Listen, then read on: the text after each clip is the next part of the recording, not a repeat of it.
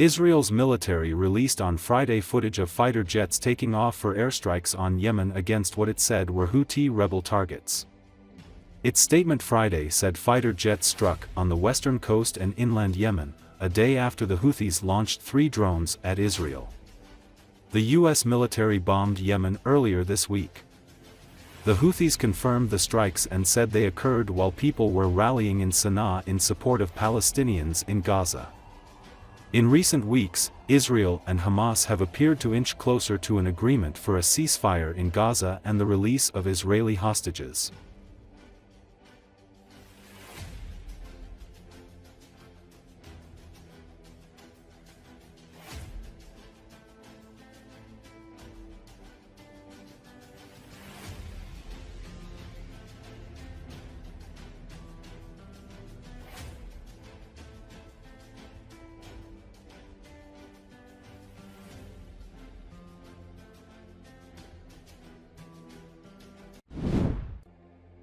The U.S. is set to provide Ukraine an additional $500 million in weapons quickly pulled from its existing stockpiles as the Biden administration works to get Kyiv in a stronger negotiating position before President-elect Donald Trump takes office, 2 U.S. officials said.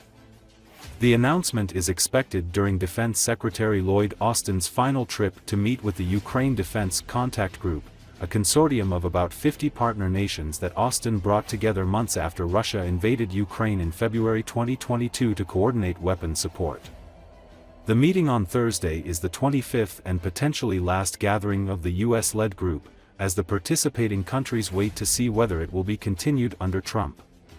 Speaking to reporters in Washington, Deputy Pentagon Press Secretary Sabrina Singh said the U.S. and its allies have committed more than $126 billion in security assistance to Ukraine since Russian troops invaded almost 3 years ago. The weapons are funded through Presidential Drawdown Authority, meaning they can be pulled directly from U.S. stockpiles. A senior defense official who briefed reporters traveling with Austin said the goal was to get those munitions into Ukraine before the end of the month. To date, the U.S. has provided Ukraine about $66.5 billion in weapons assistance. There is now a little less than $4 billion remaining in congressionally authorized funding for Ukraine, and much of that is expected to roll over to the Trump administration to determine whether to continue the weapon support. At Wednesday's briefing, Singh also told reporters that the U.S. military conducted multiple precision strikes against 2 Iranian-backed Houthi underground advanced conventional weapons storage facilities. The facilities were located within Houthi-controlled areas of Yemen. Appreciate you being flexible with our schedule. So just a few things at the top, and then happy to take your questions. Tomorrow, Secretary Austin will host the 25th meeting of the Ukraine Defense Contact Group at Ramstein Air Base, Germany.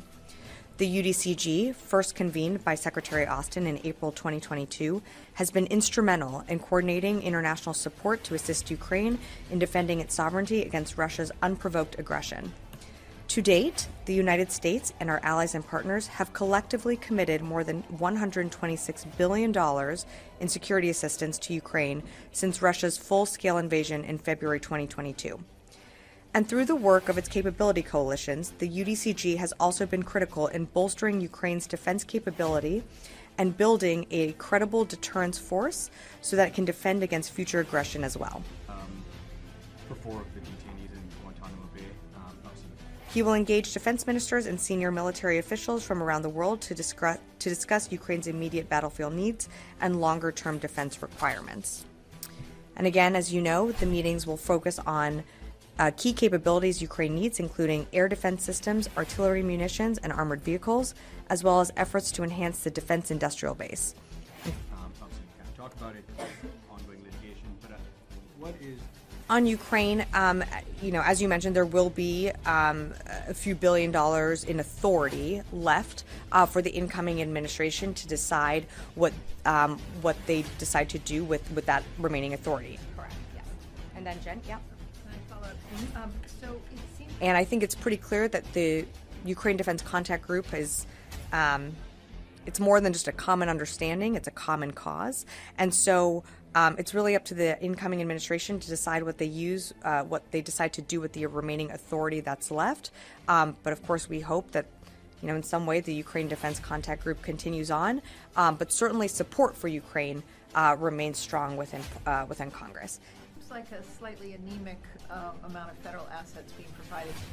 Turning to the Middle East, today, U.S. Central Command forces conducted multiple precision strikes against 2 Iranian-backed Houthi underground advanced conventional weapons storage facilities within Houthi-controlled areas of Yemen.